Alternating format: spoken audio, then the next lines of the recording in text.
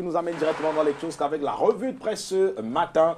Une fois n'est pas coutume, on va d'abord accueillir René Narcisse Moto avant que de passer la main à Sandrine pour commencer et qui nous donnera donc la quintessence des journaux en anglais. René Narcisse, bonjour et bienvenue. Good morning, Etienne Boudap. Voilà, c'est aussi ça le bilinguisme. Voilà, vous passez la main à Sandrine Befolo. Narcisse, good morning. Bonjour Sandrine Befolo, comment tu vas ce matin? How do you do? C'est un plaisir en fait. It's nice having you once again, and with your permission, I would quickly do the press review in English before we move over to the press review in French. And we have 3 newspapers today.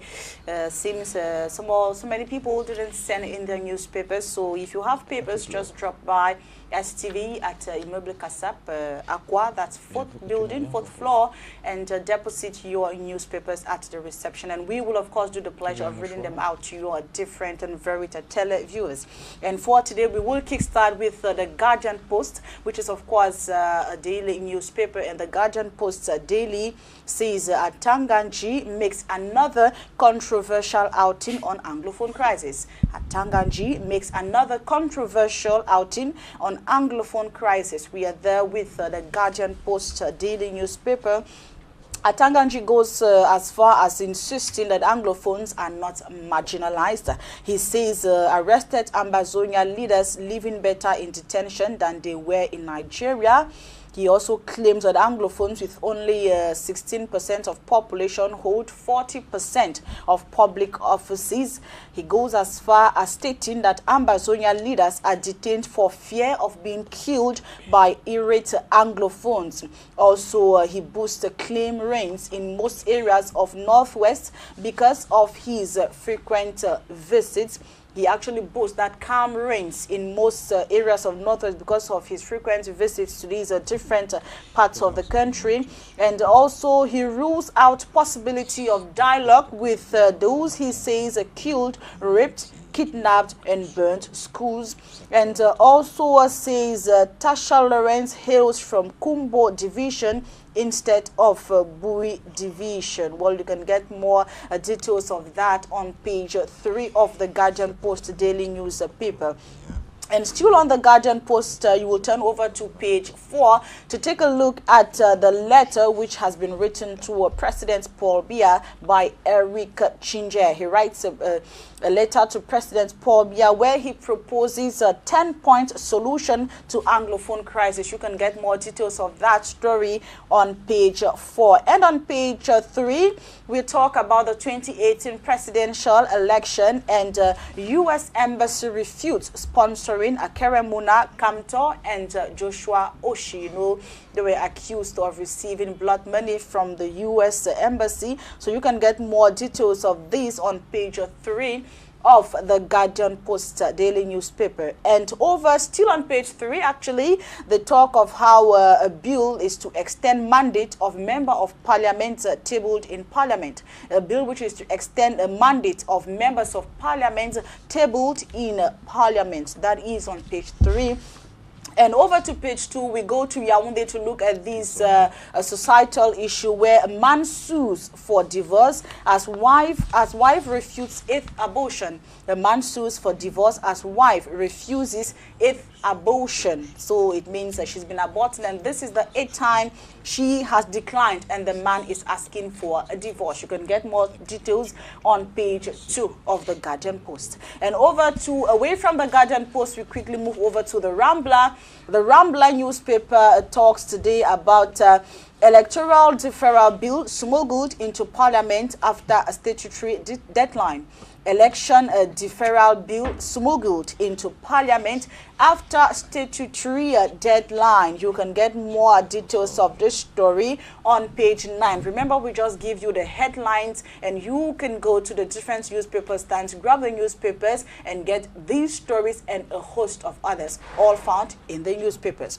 And away from that story on page 9, we are told that government sponsors CDC equipment and plantations revamp. Government sponsors CDC equipment, and as such, the plantations have revamped. You can get more details of that on page 9. And on page 3, Elekam board chair prescribes courage, optimism against insecurity. Elekam board chairman prescribes courage and optimism against insecurity. Like I said, that is on page 3. And over to page 2, we are told that police women, a businesswoman, and a divisional officer have been abducted. Grab a copy and get to know where exactly this transpired and who the people we are talking about on page 2. And last for today, on page 11 of the Rambler newspaper, we are told that Amber Ghost reappears in Buea. Amber Ghost reappears in Buea. That is on page 11. Grab a copy of the Rambler and keep yourself abreast. And we will get out of this press review definitely with Eco Sante. And they are taking us over to the northwest region of the country. And the director of Bamenda Regional Hospital speaks openly in an exclusive interview with a journalist actually of Eco Sante. The regional hospital Bamenda, he says the regional hospital Bamenda continues to play its role as a reference hospital in the region, but with some strain since the beginning of the socio-political crisis in November 2016, with a staff strength of 430, including 27 doctors, 207 nurses, and 64 laboratory technicians. It handles about 4,500 consultations per month.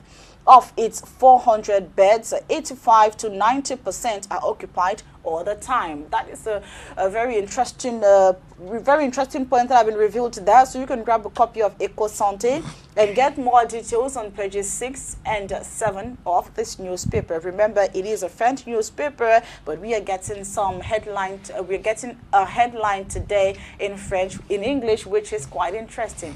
And that does it for today. We continue in French with you, Etienne and Narcisse. Merci bien, Sandrine, pour cette belle revue en anglais. On va la faire maintenant en français avec vous, René Narcisse Moto, et comme d'habitude elle aura 3 parties qui la constitueront. On parlera pour la première partie de la revue transversale. Ici on parlera de la présidentielle 2018, pendant que les appels à candidature en faveur du président Paul Biya se multiplient. Eh bien, l'opposition, quant à elle, verse dans les propos contradictoires quant au financement de leur campagne par les États-Unis d'Amérique. On parlera également dans cette première partie de la crise anglophone, avec en prime la précision de l'ONU quant à sa détermination à intervenir dans cette crise. Le troisième fait majeur de cette première partie nous amène du côté du Parlement, avec la proposition de texte de loi du chef de l'État quant à la prorogation des mandats de députés de 12 mois, qui est désormais soumise à une étude, et ce depuis hier par les parlementaires. René Narcisse Moto, une fois de plus, bonjour et bienvenue. Merci, Etienne de Bouddha. Permets-moi d'entrer, d'adresser un salut particulier à un battant, je dirais même un combattant.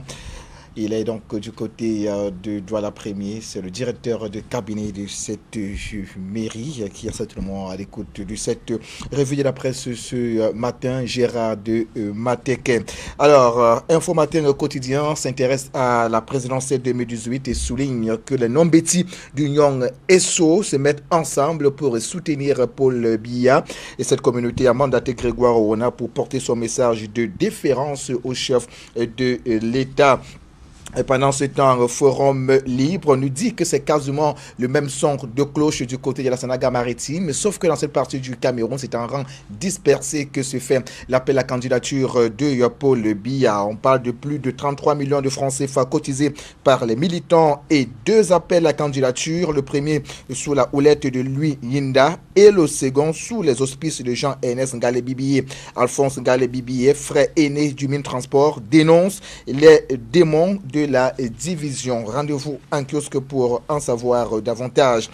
Le satellite est aussi en kiosque ce matin. Le journal ne s'empêche pas de revenir du côté de la Sanaga maritime pour nous informer de ce que lui, Yindar et ses troupes se mettent ensemble pour la victoire de Paul Biya à la prochaine élection présidentielle. La Sanaga maritime appelle l'homme du 6 novembre à parachever son œuvre au-delà de 2018. Joignant la parole à l'AD, lui, Yindar et ses camarades ouvre le bal des contributions pour Paul Biya.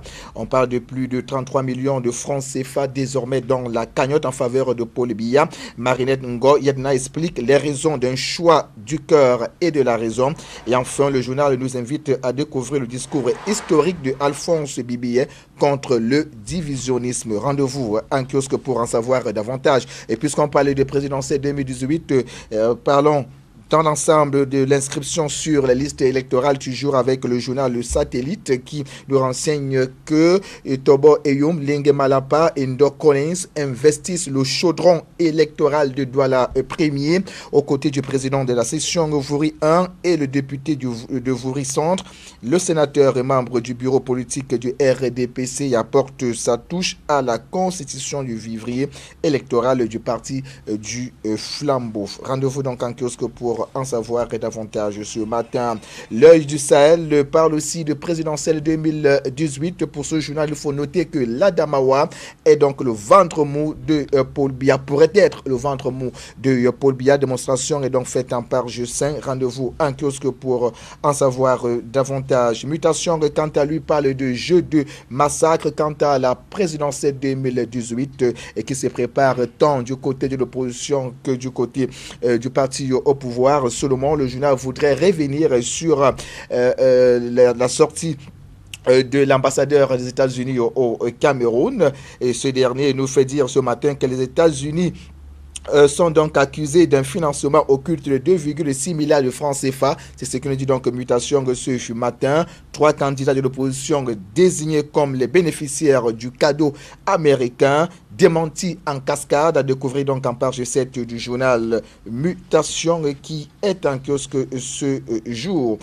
La nouvelle expression, quant à lui, ne s'empêche pas de revenir sur les propos des responsables politiques du Social Democratic Front, histoire donc d'éclairer la lanterne des Camerounais qui se posent bien des questions sur ce financement, ce soi-disant financement des États-Unis d'Amérique pour l'opposition.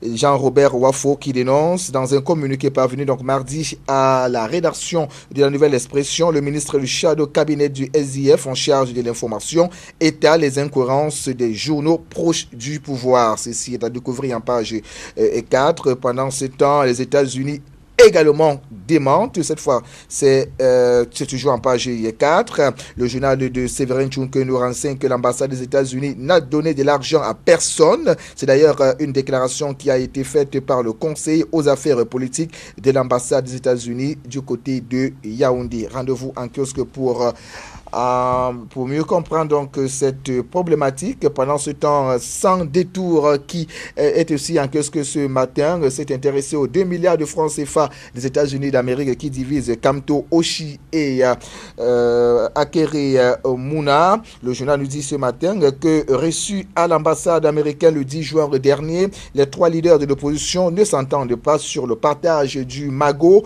dégagé par le diplomate pour contrer la candidature de Paul Biya à la prochaine élection présidentielle, au mépris des lois camerounaises sur le financement des partis politiques. Voilà donc des sons discordants et qui a raison. La question, on se la pose ce matin. En tout cas, chacun pourra tirer ses conclusions à la lecture de tous ces articles qu'on peut bien trouver et donc ces différents presses ce matin. Du côté de la Sanaga maritime, sans détour nous y amène, parle du vivre ensemble, un vivre ensemble qui déchire désormais le RDPC et l'Union des populations du Cameroun, en abrégé UPC, des manœuvres pernicieuses de déstabilisation du parti historique par le parti au pouvoir sont donc à vivre dans cette partie du Cameroun, à en croire sans détour. L'information est contenue en page 5 du dit journal.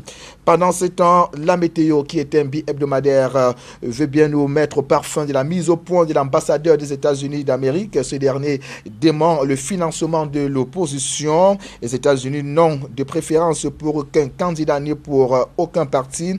Notre position est claire. Il appartient au peuple camerounais de décider sur son dirigeant et pour que cette volonté du peuple s'exprime, les élections doivent être libres, justes et crédibles. Entre autres, c'est donc la déclaration de l'ambassadeur des États-Unis d'Amérique au Cameroun. Voilà donc ce qu'on peut retenir de ce premier sujet. Le second sujet qui porte sur la crise anglophone est également abordé par les presses locales. C'est le cas avec Le Jour qui ce jour nous dit que l'ONU précise sa détermination à intervenir dans la crise anglophone. La coordinatrice résidente du système des Nations Unies au Cameroun a écrit au gouvernement camerounais. Qu'a-t-elle dit? Allez donc le savoir en kiosque ce matin.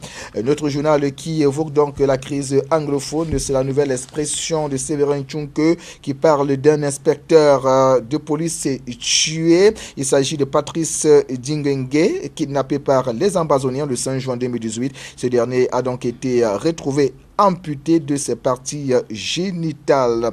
Voilà une information qui pourrait bien sûr intéresser Étienne Eboudap ce matin. Et maintenant, le journal Satellite également nous dit plutôt que le parti politique de l'opposition du président Bandakani, NMP, dénonce ceux qui mettent en péril l'unité nationale. Cette information est bien contenue en page 10 du journal Satellite. Et on sort de cette première partie avec le troisième sujet qui porte sur la prorogation du mandat des députés de 12 mois. Ce projet de loi est donc désormais sur la table des députés et sénateurs et ce depuis hier, le jour qui nous dit qu'un an de plus pour les députés. Et également notre journal qui ne s'est donc pas empêché d'aborder cette problématique ce matin, c'est la nouvelle expression. La nouvelle expression souligne que le test est donc désormais à l'Assemblée nationale, le même test qui porte donc sur la prorogation du mandat des députés. Ce journal renseigne que le projet de loi portant prorogation du mandat des députés pour une durée d'1 an a été déposé à l'hémicycle de Ngouaekele après 2 semaines de conjecture au sein de l'opinion publique. Réaction des honorables Joseph Mbandam du SIF et Gaston Komba du Rassemblement démocratique du peuple camerounais. C'est à découvrir en page 3 du journal La Nouvelle Expression. Deuxième partie de cette revue qui nous permettra de découvrir les grandes unes de quelques canards parvenus à notre service de l'information ce matin. On commence tout de suite avec le journal Le Soir qui, selon lui, parle d'une catastrophe qui obscurerait l'environnement du labo Génie. Pendant ce temps, eh bien, nos amis du journal Repère mettent un point d'honneur sur les chantiers de la Cannes 2019 et le quotidien de l'économie. Quant à lui, s'intéresse aux dirigeants des microfinances d'Afrique centrale qui désormais perdent les pleins pouvoirs. Oui, je le dis si bien, Étienne Eboudap, le tri hebdomadaire Le Soir nous emmène dans l'environnement du labo Génie pour parler des scandales qui se multiplient dans la structure. Des sources renseignent sur un enrichissement fulgurant du directeur général.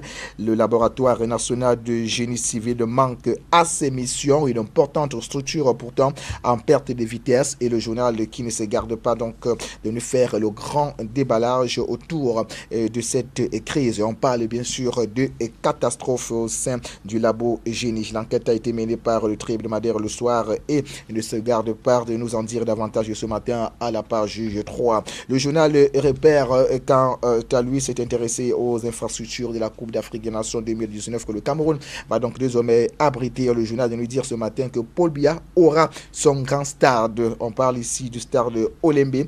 En tout cas, le journal ne s'empêche pas d'entrer en profondeur en page 15. Rendez-vous donc en kiosque pour en savoir davantage. Pendant ce temps, le quotidien de l'économie nous amène en Afrique centrale pour parler de ces dirigeants des microfinances qui perdent désormais les pleins pouvoirs. Les nouvelles directives de la Commission bancaire de l'Afrique centrale, le COBAC, mettent un accent particulier sur le contrôle externe de l'État financier sur l'ensemble des pays de la sous-région. Rendez-vous en kiosque pour en savoir davantage. Troisième et dernière partie de cette revue qui nous permettra de découvrir comment d'autres faits d'actualité ont été abordés par la presse locale. On la commence donc tout de suite avec vous, René Narcisse Moto. On commence en économie avec le quotidien de l'économie. Oui, le quotidien de l'économie s'intéresse en ses pages 6 et 7 à l'endettement. Il nous fait dire ce matin que le Cameroun lève 66 milliards de francs CFA de bons de trésor de la BEAC. L'information est contenue en page 3, Étienne Ebouda. La nouvelle expression s'intéresse au sport, notamment à la Fédération camerounaise de football, histoire de parler de normalisation. L'avenir de Dieudonné Api se joue chez Kavaye Yégué Djibril. Nous renseigne la nouvelle expression ce matin. Peut-être faudrait-il déjà parler de ce projet de modification de la loi de 2011 à l'origine du report de l'Assemblée générale d'adoption des tests qui est arrivé à l'Assemblée nationale hier. Son amendement ou non sera tributaire du destin du comité de normalisation. La météo nous amène au sein du ministère des Finances et nous fait dire qu'il y aurait donc une décision qui autorise le report des crédits des aérés des dépenses effectuées au cours des exercices budgétaires 2013 à 2017. Et le journal qui ne se garde pas ce matin de nous mettre au parfum de la liste des bénéficiaires. C'est à partir de la page 6 et ce jusqu'à la page 12. L'œil du Sahel nous fait savoir que 4 combattants de Boko Haram aurait donc été abattu par l'armée camerounaise du côté des Zourous. C'est en page 2. Cette fois à Maroua, c'est un enfant de 6 jours et qui a été volé à l'hôpital régional. Cette information est contenue en page 2. Pendant qu'à la page 4, le journal nous parle de 8 morts dans un incendie à Petit Paris. C'est à Garoua. Et enfin, cette découverte, le journal le tri-hebdomadaire L'Œil du Sahel s'est engagé donc à nous mettre au parfum de la vie des membres de Boko Haram en prison, Étienne Ebouda. Je vous invite à lire cet article, c'est assez enrichissant. Le satellite, quant à lui, nous amène du côté du port autonome de Douala pour nous mettre au parfum de ces projets structurants présentés au ministre des Transports, Ernest Ngale Bibi Massena. C'est à partir de la page 3. Rendez-vous donc en kiosque pour en savoir davantage. Et puis, Info Matin quotidien parle de création de la SMI, la Société métropolitaine d'investissement de la ville de Douala. La communauté urbaine de Douala veut mobiliser 10 milliards de francs CFA. Info Matin quotidien nous le rappelle donc ce matin. Après Douala, le 5 mars, l'appel public à épargne a été lancé donc hier à Yaoundé par Fris Ntonen à l'endroit des entreprises publiques, parapubliques ainsi qu'à des personnes morales et physiques. Information contenue en page 2. Et c'est sur cette information qu'on va mettre un point final à cette revue de ce jour, en vous disant merci d'être passé, René Narcisse Moto. Demain, vous serez là à 7h30 pour notre revue, s'il plaît à Dieu. S'il plaît à Dieu, bien sûr, Etienne Ebouda. En tout cas, nous on fait des efforts pour être là, pour servir nos téléspectateurs en temps réel. Le reste, c'est à Dieu. 7h passées de 54 minutes. Dans moins de 6 minutes, on rentrera dans cette deuxième partie du programme Good Morning Cameroun et on rentrera toujours en information. Mais avant, eh bien, on va vous permettre, madame, monsieur, de digérer toutes ces informations en musique tout de suite et maintenant.